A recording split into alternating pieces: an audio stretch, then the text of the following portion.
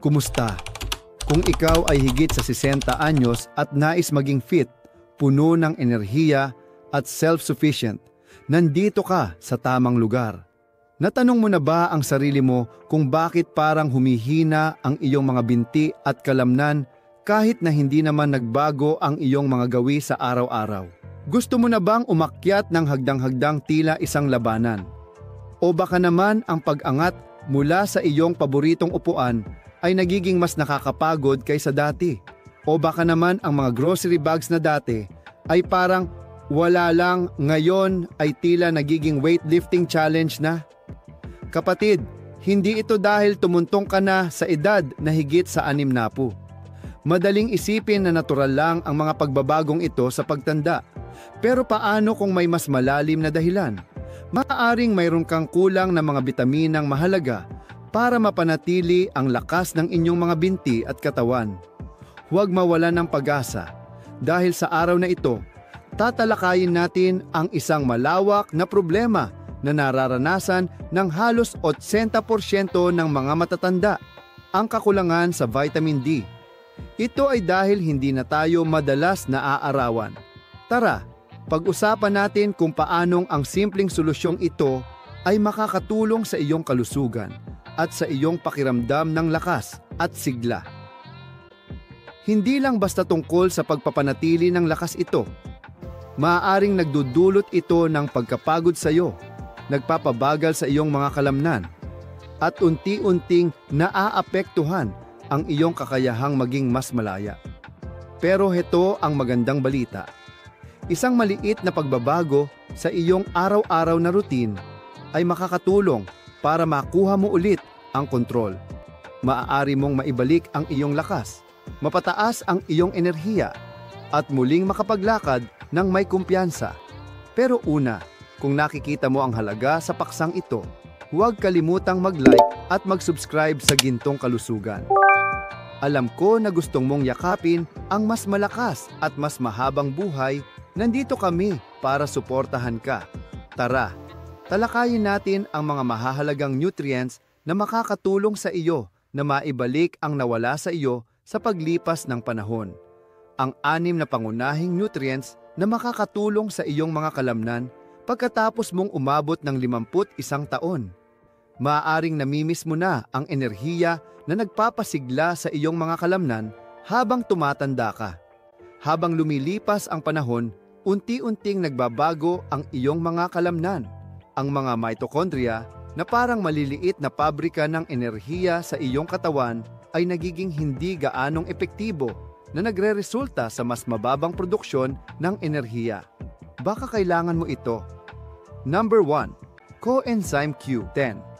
Alam mo ba ang tungkol sa coenzyme Q10? O mas kilala bilang CoQ10? Para itong energizing spark ng katawan natin, napakahalaga nito para sa paggawa ng ATP na siyang nagbibigay ng lakas sa ating mga kalamnan. Bukod pa dito, tumutulong din ito na protektahan ang ating mga cells mula sa oxidative stress. Pero narito ang twist. Habang tumatanda tayo, bumababa ang produksyon ng ating katawan ng CoQ10. At kung umiinom ka ng statins, maaaring mas bumaba pa ito. Kaya, kung ikaw ay lampas 60 na at nakakaranas ng sobrang pagod o pananakit ng katawan, maaaring makatulong sa iyo ang CoQ10 para maibalik ang iyong sigla. Isang karaniwang dosis ng ito ay mula 100 hanggang 300 milligrams. Mas mainam na pumili ng mga anyo tulad ng ubiquinol o mga water-soluble versions para sa mas magandang pagsipsip.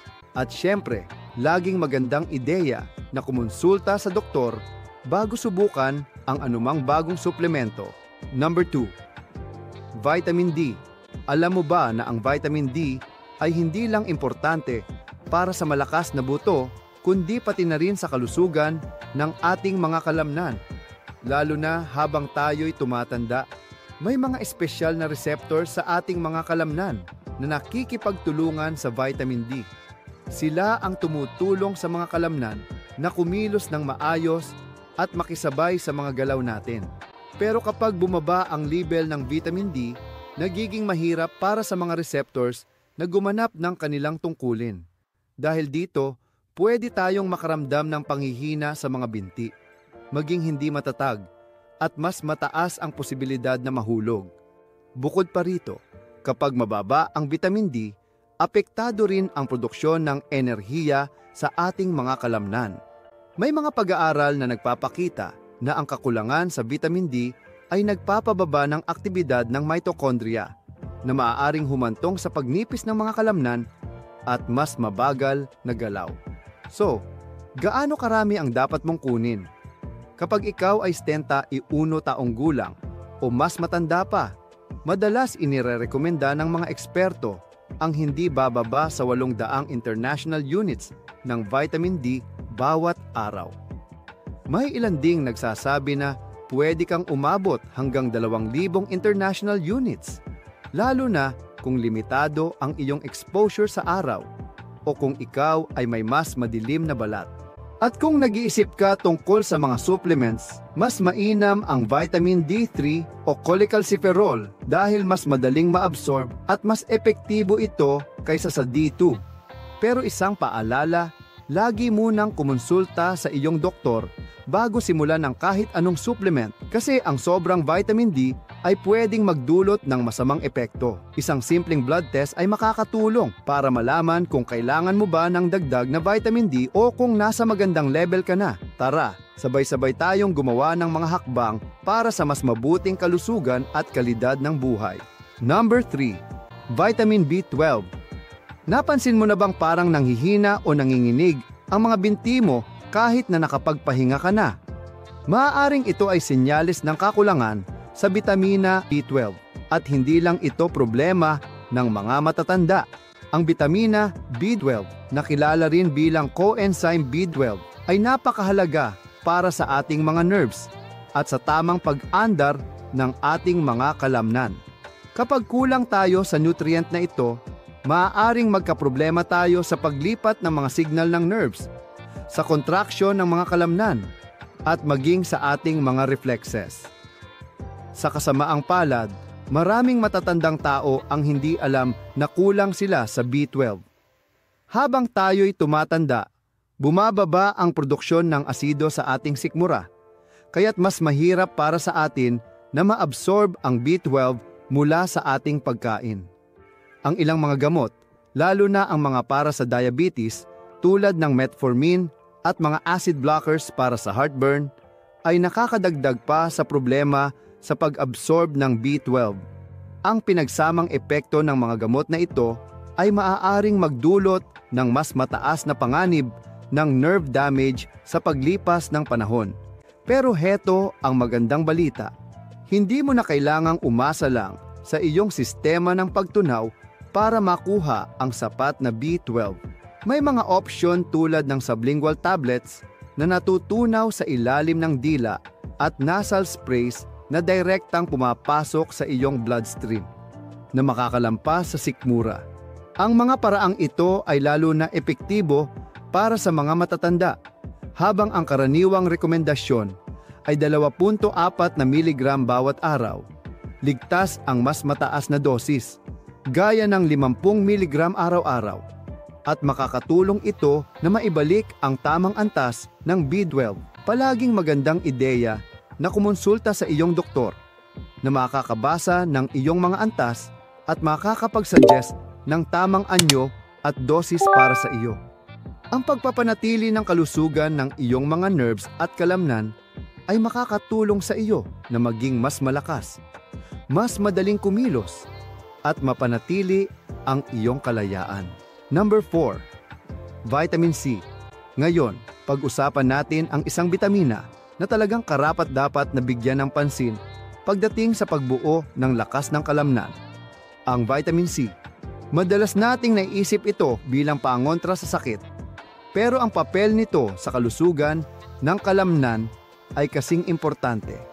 Ang ating mga kalamnan ay umaasa sa collagen, ang pinakadami at mahalagang protina sa ating katawan, upang mapanatili ang kanilang lakas at estruktura.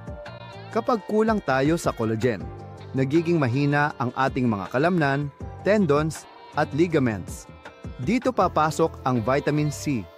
Mahalaga ito sa paggawa at pagpapatatag ng collagen sa ating katawan. Ang vitamin C ay nag-aaktibo ng mga tiyak na enzyme na nagpapalakas sa mga molekula ng collagen. Kaya naman, mas nagiging matatag at matibay ang mga ito.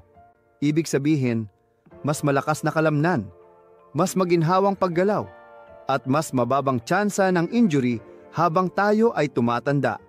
Bukod dito, tumutulong din ang vitamin C sa pagsasagawa ng carnitine, isang makapangyarihang compound na tumutulong sa pag-convert ng taba bilang enerhiya sa pamamagitan ng pagpapasok nito sa mitochondria, kung saan nagaganap ang produksyon ng enerhiya. Kung napapansin mong kulang ka sa enerhiya o parang hindi na kasing tibay ng dati ang iyong stamina, maaaring kulang ka sa vitamin C. Mahalagang tandaan na ang vitamin C ay isang malakas na antioxidant na nagpoprotekta sa ating mga selula ng kalamnan mula sa oxidative stress na dumadami habang tayo ay tumatanda. Kung ikaw ay higit sa 60, napakahalaga na siguraduhin na nakakakuha ka ng sapat na vitamin C.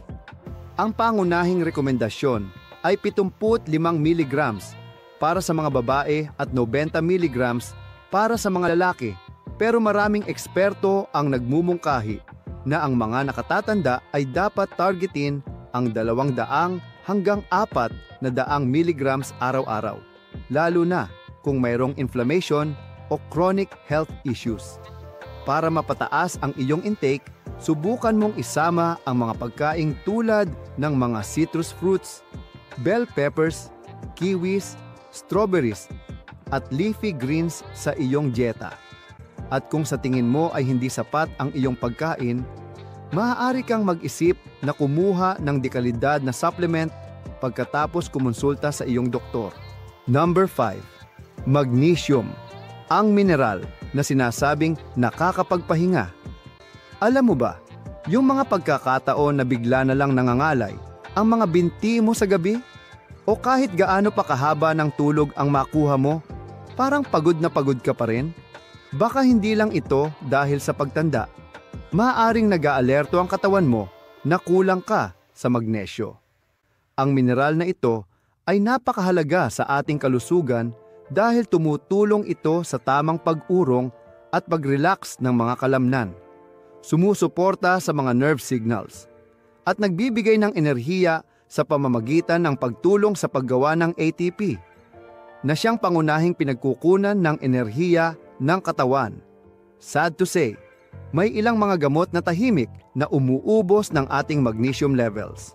Halimbawa, ang mga diuretics o gamot na nagbabawas ng asido ay maaaring magpahirap sa katawan na maabsorb ang magnesium o kaya'y mabilis na mawalan nito. Kung kaya't, paano natin ito maayos? Maraming doktor ang nagsasabi na magandang subukan ang magnesium glycerinate dahil ito ay banayad at madaling maabsorb, kaya hindi gaanong nagdudulot ng problema sa tiyan. Kadalasan, ang mga kababaihan na higit sa 60 taong gulang ay nangangailangan ng mga 300 at 10 hanggang 300 at 20 mg ng magnesium bawat araw, habang ang mga kalalakihan ay karaniwang nasa 400 hanggang 400 at 20 mg. Pero siyempre, mahalaga na makipag-usap sa iyong doktor, lalo na kung umiinom ka ng ibang mga gamot o may ibang kondisyon sa kalusugan. Ang mga bitamina at mineral na ito ay mahalaga para mapanatili ang ating kalusugan, lalo na habang tayo ay tumatanda. Ang pagbibigay pansin sa tamang nutrisyon ay makakatulong sa atin na mas maging malakas, mas puno ng enerhiya at mas matatag. Number 6.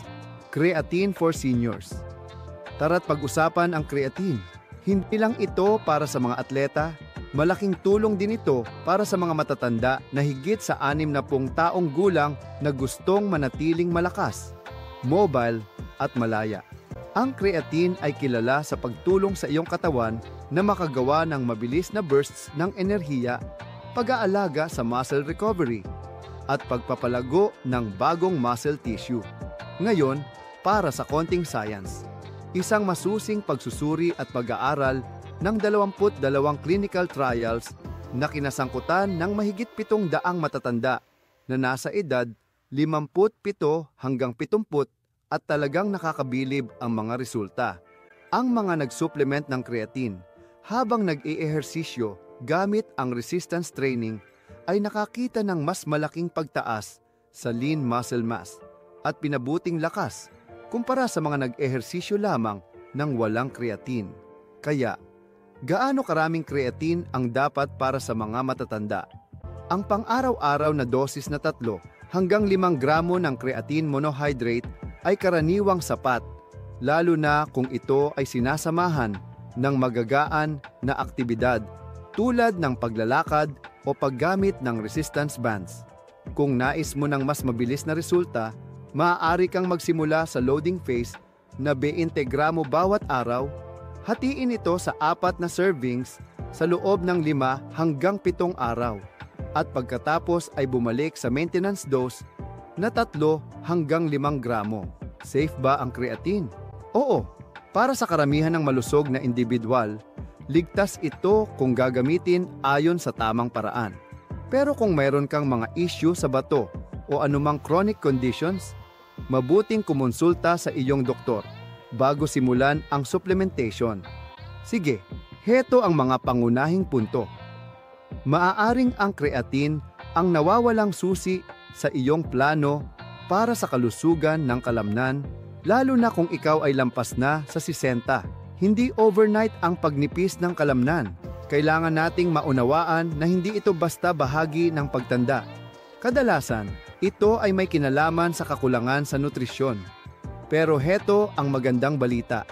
Maaari mong baligtarin ito sa pamamagitan ng pagdadagdag ng 6 na mahahalagang nutrient, CoQ10, vitamina D, B12, vitamina C, magnesium, at creatine. Hindi lang ito tungkol sa pag-iwas sa panghihina. Ito ay tungkol sa aktibong pagpapalakas ng iyong lakas, tibay, at kalayaang kumilos. Handa ka na bang umaksyon? Heto ang dapat mong gawin. Kumonsulta ka sa iyong doktor para makapagsimula at subukan mong idagdag ang isang supplement ngayong linggo. Obserbahan mo kung paano ang iyong balanse, enerhiya at lakas ay magbabago.